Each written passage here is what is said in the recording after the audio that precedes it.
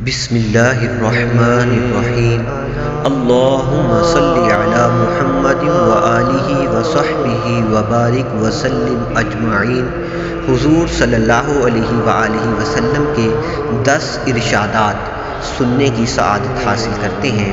آپ صلی اللہ علیہ وآلہ وسلم نے ارشاد فرمایا، دعا عبادت کا مغز ہے۔ جو شخص نرمی کی صفت سے محروم کر دیا گیا وہ سارے خیر سے محروم کر دیا گیا۔ جب کسی فاسق آدمی کی تعریف کی جاتی ہے تو عرش اعظم کانپ اٹھتا ہے۔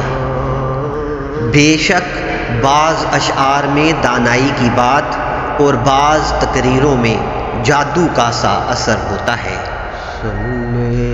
آدمی اس شخص کے ساتھ ہے جس سے وہ محبت کرتا ہے۔ مومن کی فراست سے بچو، بے شک وہ اللہ کے نور سے دیکھتا ہے۔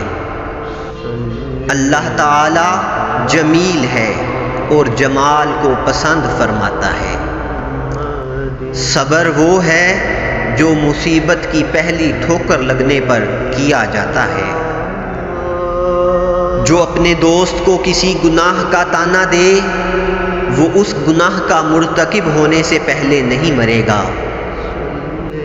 ایمان کے بعد بڑی دولت نیک بیوی ہے۔